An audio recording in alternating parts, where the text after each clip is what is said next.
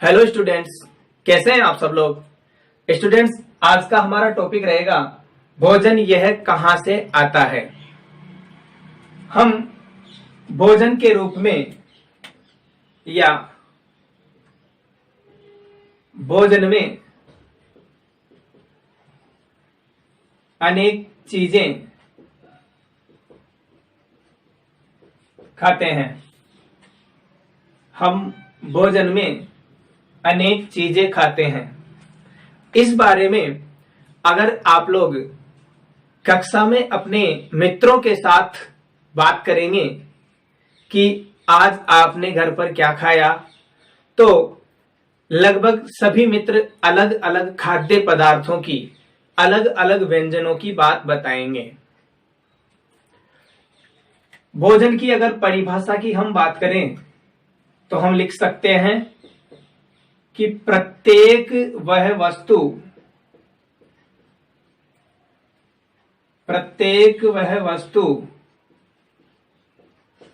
जिसे हम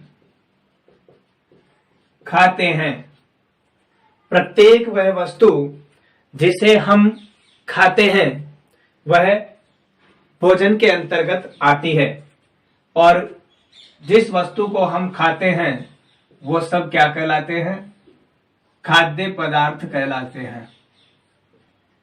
अब कुछ खाद्य पदार्थों की और उनके संघटकों की बात करते हैं। भोजन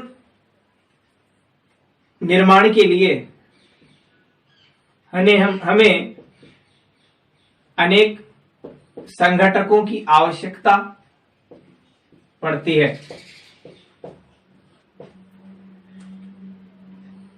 इसलिए हम देखते हैं कि कुछ खाद्य पदार्थ और उनके संघटक को हम कच्ची सामग्री भी कह सकते हैं। देखिए, जैसे हम चावल बनाने की बात करें, पके हुए चावल,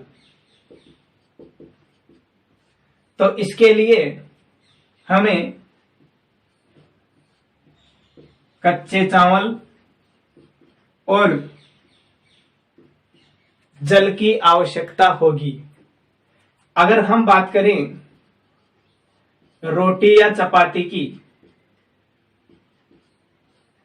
तो इसके लिए हमें आटा और जल की आवश्यकता होगी। अगर हम बात करें सब्जियां बनाने की, तो सब्जियां बनाने के लिए हमें कच्ची सब्जी,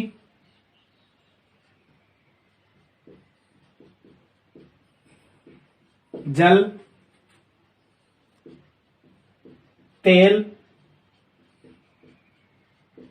मसाले आदि की आवश्यकता होगी। इसी प्रकार अगर हम बात करें दाल बनाने की, तो दाल बनाने के लिए हमें कच्ची दाल, तेल, मसाले व नमक की आवश्यकता होती है। इस प्रकार इधर जो लिखे हुए हैं खाद्य पदार्थ हैं, और इन खाद्य पदार्थों का निर्माण में कौन कौन सी कच्ची सामग्री या संघटक हमारे काम में आते हैं वो इधर लिखे हुए हैं। पहला, जैसे अपन चावल पकाने के लिए कच्चे चावल और जल की आवश्यकता हमें होती है। रोटी बनाने के लिए हमें आटा और जल, कच्ची सामग्री की आवश्यकता होती है। सब्जियां बनाने के लिए कच्ची सब्जी, जल, तेल, मसालों की आवश्यकता होती है। और दाल बनाने के लिए हमें कच्ची दाल, तेल, मसाले और नमक की आवश्यकता होती है। अब बात करते हैं खाद्य सामग्री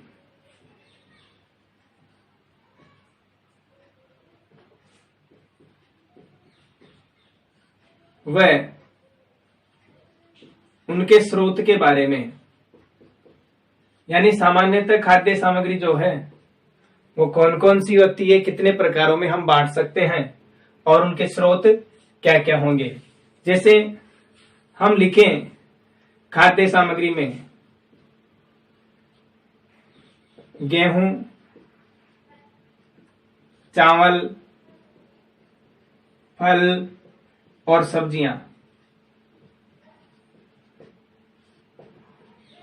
गेहूं, चावल, फल और सब्जियां, तो इनको हम कह सकते हैं कि ये हमें किससे प्राप्त होती है?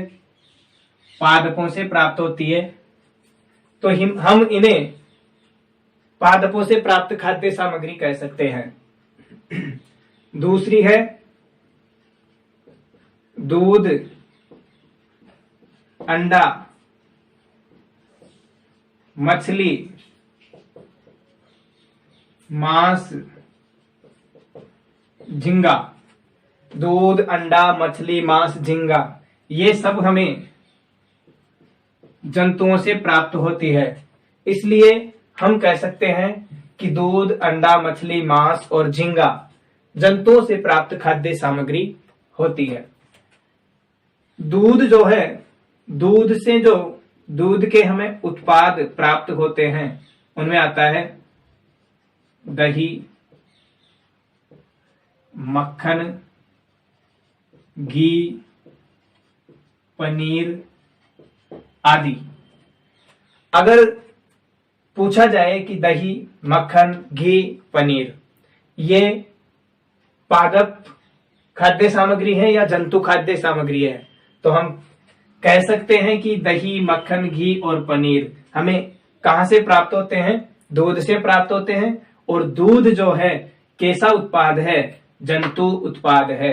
तो घी, दही, पनीर, मक्खन ये भी जंतु उत्पाद होंगे। अब बात करते हैं भोजन के रूप में पौधे के भाग। अगर हम पौधे या पादप की बात करें तो ये हमारे भोजन का मुख्य स्रोत होते हैं।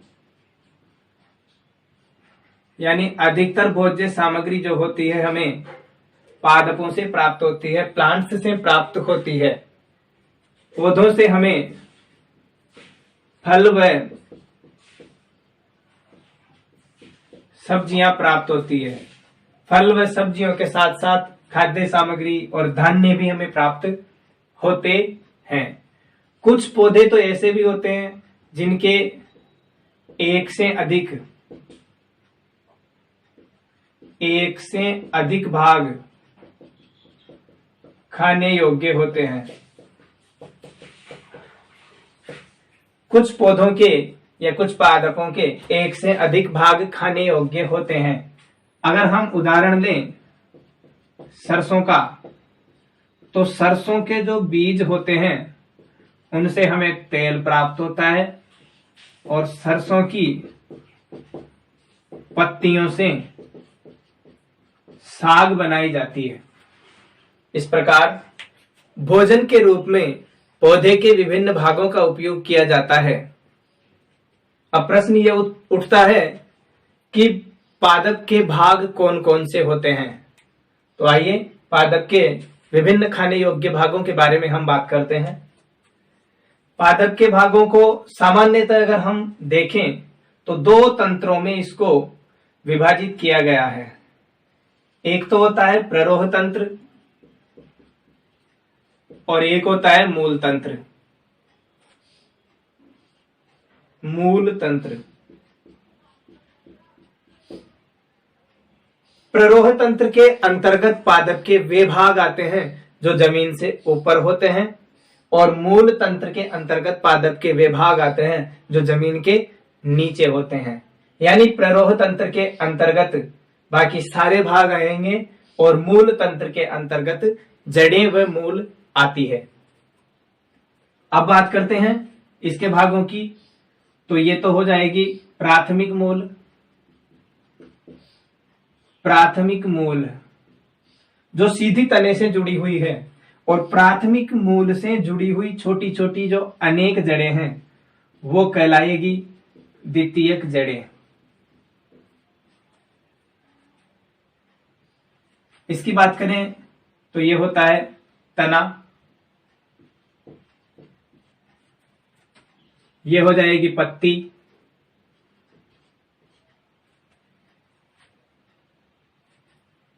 ये है कलिका,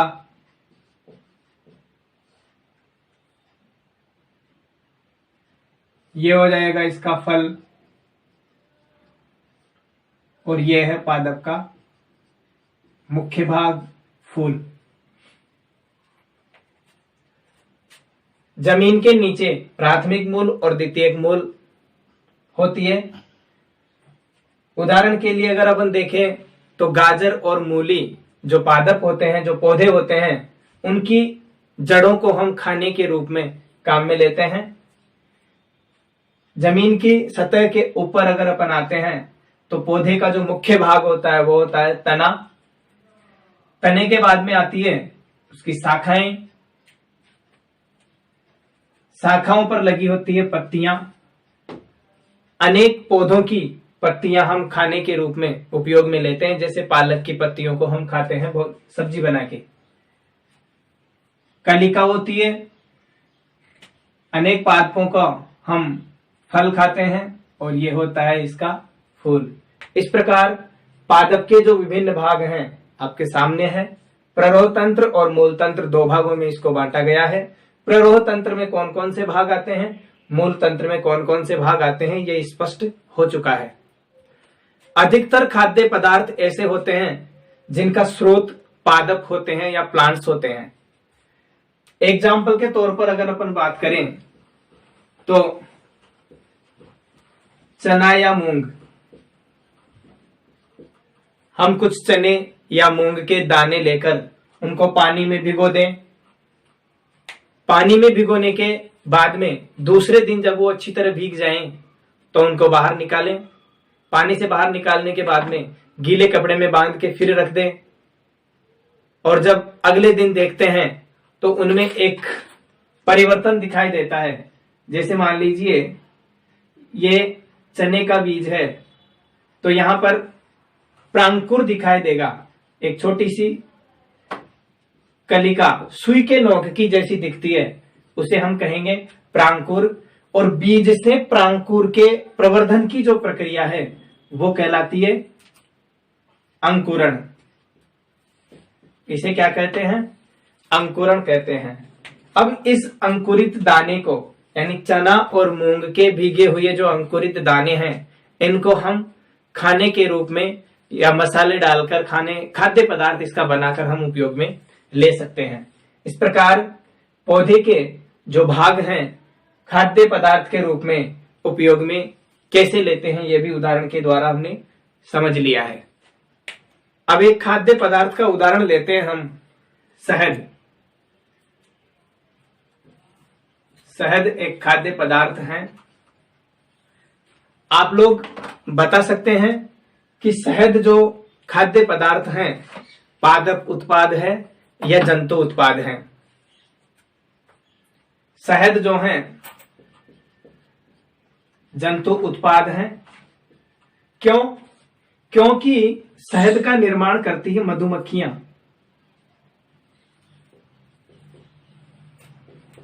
शहद का निर्माण कौन करती है? मधुमक्खियां। और मधुमक्खी एक जंतु है, साथ ही मधुमक्खी सामाजिक प्राणी भी है। मधुमक्खियां शहद का निर्माण कैसे करती है? मधुमक्खियां फूलों पर बैठकर फूलों का रस, जिसे हम कहते हैं मकरंद, फूलों का मीठा रस होता है जिसे हम मकरंद कहते हैं, उसको चूसती है, उसको अवशोषित करती है और अपने भोजन के रूप में, अपने भोजन के लिए संग्रहित करती है। भोजन के लिए छत्ते में संग्रहित करती है और उस छत्ते से हम शहद प्राप्त करते हैं। इस प्रकार स्पष्ट है कि शहद एक जंतु उत्पाद है जो मधुमक्खियों से प्राप्त होता है। मधुमक्खियां फूलों का जो मीठा रस होता है मकरंद, उसको अवशोषित करके अपने छत्ते में भोजन के रूप में संग्रहित करती है। क्यों? क्योंकि शहद निर्माण की जो प्रक्रिया है वो निश्चित ऋतु में निश्चित समय के लिए ही होती है और उस मधुमक्खी के छत्ते से हम शहद प्राप्त कर लेते हैं। अभी हमने देखा कि जो शहद है मधुमक्खियों से हमें प्राप्त होता है और मधुमक्खी क्या है, एक जंतु है। अब हमारे दिमाग में एक प्रश्न आना चाहिए कि ये जो जंतु हैं, जंतु क्या खाते हैं? तो जंतुओं को भोजन के आधार पर या भोजन ग्रहण करने के आधार पर 3 भागों में वर्गीकृत किया गया है। कुछ जंतु जो हैं पादप या पादप उत्पाद खाते हैं, कुछ जंतु छोटे जीवों को खाते हैं और कुछ जंतु होते हैं जो दोनों को ही खाते हैं। तो इस आधार पर, भोजन के आधार पर जंतुओं को 3 भागों में बांटा गया है। पहले हैं शाकाहारी, दूसरे हैं मांसाहारी और तीसरे हैं सर्वाहारी। अगर हम इनकी परिभाषा और उदाहरणों की बात करें तो सबसे पहले बात करते हैं शाकाहारी के बारे में कि वे जीव जो पादप या पादप उत्पाद, वे जीव जो पादप या पादप उत्पाद खाते हैं शाकाहारी जीव कहलाते हैं। उदाहरण की अगर हम बात करें तो गाय, भैंस, बकरी, ऊंट, हिरण इत्यादि शाकाहारी जीवों के उदाहरण हैं। दूसरा आता है मांसाहारी, तो वे जीव जो छोटे जीवों को भोजन के रूप में ग्रहण करते हैं।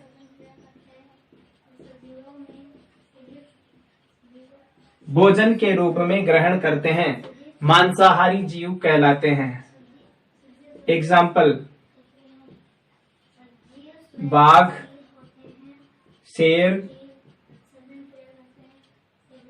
सांप आदि ये जो जीव हैं मांसाहारी जीव होते हैं। तीसरा आता है सर्वाहारी, वे जीव जो पादप उत्पाद और जंतु उत्पाद, पादप उत्पाद व जंतु उत्पाद भोजन के रूप में ग्रहण करते हैं, सर्वाहारी जीव कहलाते हैं। उदाहरण,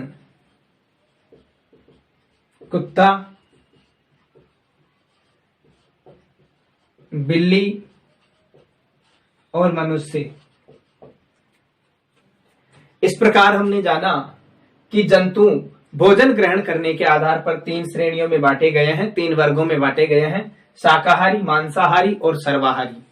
इनको और शॉर्ट में अगर हम याद रखना चाहें तो शाकाहारी को कह सकते हैं शाक या पादप खाने वाले, मांसाहारी मांस खाने वाले और सर्वाहारी शाक और मांस दोनों खाने वाले।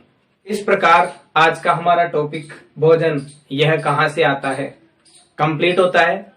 आज के इस टॉपिक में हमने बात की भोजन कहां से आता है, भोजन किसे कहते हैं, खाद्य सामग्री क्या होती है, पादप के कौन कौन से भाग हैं जो खाने योग्य हैं, और अंत में हमने बात की जंतुओं के प्रकारों के बारे में, जंतुओं को कितने प्रकारों में बांटा गया है।